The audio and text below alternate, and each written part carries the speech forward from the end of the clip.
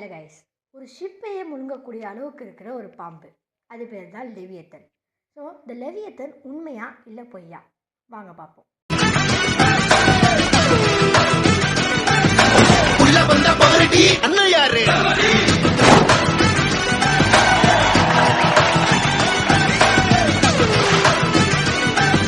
பார்த்தீங்கன்னா ஆங்கிலர் ஃபிஷ், ஓர் ஃபிஷ் அப்படின்ற மீன்லாம் பார்த்தீங்கன்னா ஆழ்கடலில் இருக்கக்கூடியது. அது இப்போ பார்த்தீங்கன்னா ரீசெண்டாக வந்து சில பீச்சஸில் வந்து கரை ஒதுங்கி இருக்குது. ஸோ இது ஒரு பக்கம் இருக்கட்டும். ஸோ பார்த்திங்கன்னா பல்லாயிரம் வருஷங்களுக்கு முன்னாடி எழுதப்பட்ட பைபிள்லேயும், அதுக்கு முன்னாடி ஜூஸ் மெத்தாலஜிலையும், அதுக்கும் முன்னாடி மெசபோட்டாமியன் மெத்தாலஜிலையும் ஒரு விஷயம் வந்து ஒரு கதை, ஒரு ஸ்டோரி வந்து சிமிலராக இருந்திருக்கு. அது என்னென்னு பார்த்தீங்கன்னா அதுதான் கடவுள் படைத்த லெவியத்தன்.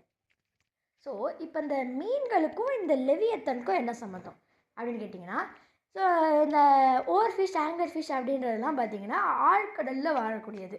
இந்த லெவியத்தனும் ஆழ்கடலில் தான் இருக்குது அப்படின்னு சொல்லிட்டு மித்தாலஜிக்கல் ஸ்டோரிஸில் இருக்குது. இந்த ஜூஸ் மித்தாலஜிலாம் அப்படின்னு சொல்லியிருக்காங்க. ஆழ்கடலில் இருக்கக்கூடியது அப்படின்னு சொல்கிறாங்க. ஸோ இப்போ பார்த்திங்கன்னா மக்கள்லாம் என்ன சொல்ல ஆரம்பிச்சிட்டாங்கன்னா, இப்போ இந்த லெவியத்தன் வந்து ஆழ்கடலில் ஏஞ்சிடுச்சு. ஸோ அதோட தொல்லை தாங்க முடியாமல் தான் இந்த ஓவர் ஃபிஷ், ஆங்கிலர் ஃபிஷ்லாம் பார்த்திங்கன்னா பீச்சஸில் ஆழ்கடல்லேருந்து மேற்புறத்துக்கு வந்து வெளியே வந்து கரை ஒதுங்குது அப்படின்னு சொல்ல ஆரம்பிச்சிட்டாங்க. ஸோ இப்போ பார்த்திங்கன்னா இது ஒரு கதை. ஸோ இன்னொரு கதை என்னென்னு பார்த்திங்கன்னா, ஜப்பானில் 2009 to 2010 காலகட்டத்தில் வந்து ஜப்பானில் வந்து ஒரு குறிப்பிட்ட ஒரு பர்டிகுலர் ரிவரில் பார்த்திங்கன்னா இந்த ஓவர் ஃபிஷ் வந்து ஒரு 20 கிட்ட வந்து கரை ஒதுங்கியிருக்கு. ஸோ வந்து இதை பார்த்துட்டு ஜப்பான் மக்கள்லாம் அந்த டயத்தில் சாதாரணமாக விட்டாங்க. ஆனால் அதுக்கு அடுத்த ஒரு 2-3 வருஷம் கழித்து, அது ஒரு 2-3 வருஷம் கழிச்சுனா ஒரு 2012, 2013 பார்த்திங்கன்னா ஜப்பானில் ஒரு மிகப்பெரிய அளவில் எர்த்குவேக்கும் சுனாமியும் வந்து, அதனால் அந்த ஜப்பான் முழுவதுமே ஒரு 20,000க்கும் மேலே மக்கள் பார்த்திங்கன்னா அந்த சுனாமினாலேயும் எர்த்குவேக்னாலேயும் இறந்துட்டாங்க. ஸோ இதை பார்த்ததுக்கப்புறம் தான் ஜப்பான் மக்கள்லாம் ஒரு விஷயத்தை மட்டும் ஸ்ட்ராங்காக நம்ப ஆரம்பித்தாங்க. அதுதான் இந்த ஓவர் ஃபிஷ்லாம் பார்த்திங்கன்னா கரை ஒதுங்குச்சுன்னா, ஏதோ ஒரு இடத்துல கரை ஒதுங்குச்சுன்னா அந்த இடத்துல, அந்த குறிப்பிட்ட ஊரில் இல்லை நாட்டில் ஒரு மிகப்பெரிய அளவில் ஒரு சம்பவம் நடக்கும் அப்படின்ட்டு ஜப்பான் மக்கள் நம்ப ஆரம்பித்தாங்க. ஸோ இப்போ இந்த மெக்சிகோ பீச்சில் ஒரு ஃபிஷ் இறங்கியிருக்குல்ல.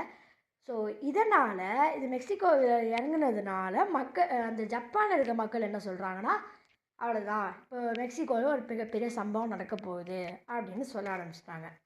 ஸோ ஓகே கைஸ், இப்போ பார்த்திங்கன்னா நம்ம ஜூஸ் மெத்தாலஜிக்கு வருவோம். ஸோ ஜூஸ் மெத்தாலஜி படி கடவுள் வந்து இந்த உலகத்தை உருவாக்கும் போது, அது உலகத்தை உருவாக்குற 3ஆவது நாளில் லெவியத்தன் ஒரு மிகப்பெரிய பாம்பை வந்து உருவாக்குனாராம். அது பார்த்திங்கன்னா ஒன்று உருவாக்கலை, ரெண்டாக சேர்த்து உருவாக்குனாராம். அதில் ஒன்று பார்த்திங்கன்னா ஆண், இன்னொன்று பார்த்திங்கன்னா பெண்.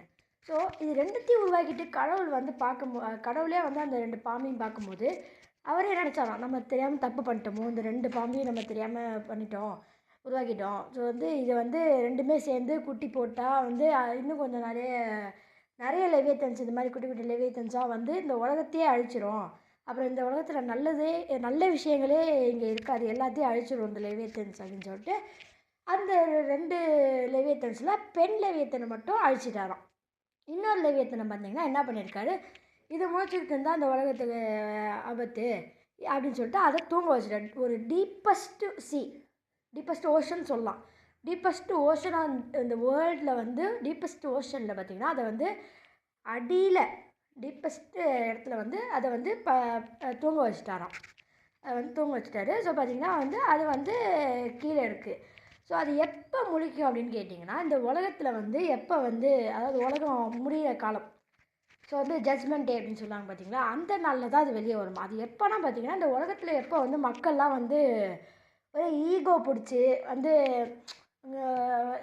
க்ரீடாகி வந்து பார்த்திங்கன்னா இந்த மக்கள் வந்து இறக்க கூடமே இல்லாமல் வந்து அம்மாவே பையனை விற்கிற காலகட்டம், அந்த மாதிரி நேரத்துலலாம் வந்து பார்த்திங்கன்னா இந்த லெவியத்தன் வந்து, அதாவது சிம்பிளாக சொன்னால் உலகம் வந்து ரொம்ப மோசமான கண்டிஷன் போய் ரொம்ப கொஞ்சமான அளவுகளுக்கு நல்லவங்களும் ரொம்ப அதிகமான கெட்டவங்களும் இந்த இருக்கிற ஒரு சமயத்தில் அந்த லெவியத்தன் பார்த்திங்கன்னா அந்த டீப்பஸ்ட்டு சீலேருந்து எந்திரிச்சு வெளியே வருமா.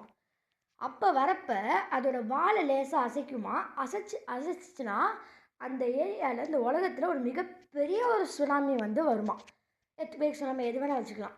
அந்த அளவுக்கு வந்து இதோட லென்த்து பார்த்திங்கன்னா வந்து எண்ட்லெஸ்ன்னு சில பேர் சொல்கிறாங்க. இது வந்து சில பேர் நிறைய வித்தியாசமான இது இவ்வளோ கிலோமீட்டர் 5000 8000 கிலோமீட்டர் அப்படின்னு நிறைய சொல்கிறாங்க. பட் வந்து இது மிகப்பெரிய சைஸில் இருக்கும்னு மட்டும் எல்லாருமே வந்து ஷுவராக சொல்கிறாங்க.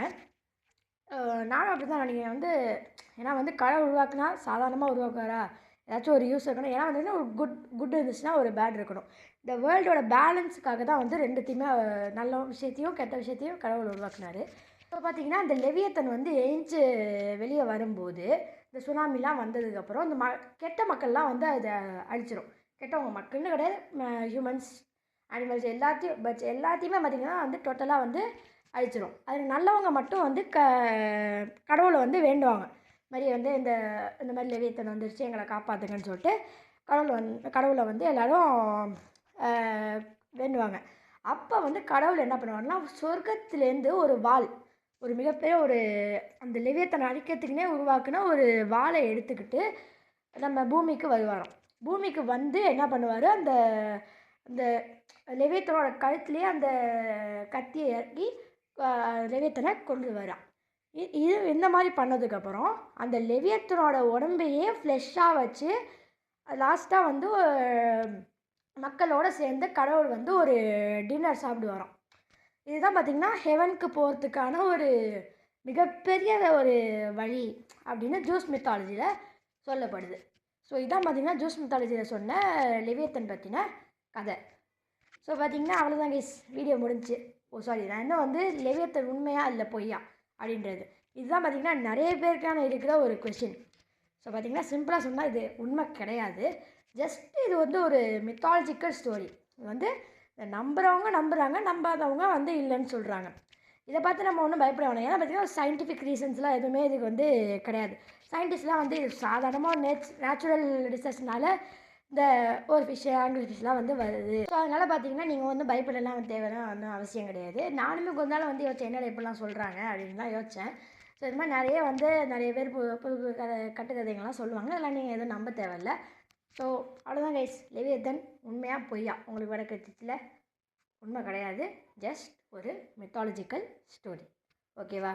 ஸோ அவ்வளோதான் கைஸ், இந்த வீடியோ முடிஞ்சு. இந்த வீடியோ பிடிச்சினா இருக்காமல் லைக் பண்ணுங்கள், கமெண்ட் பண்ணுங்கள், ஷேர் சப்ஸ்கிரைப் பண்ணுங்கள்.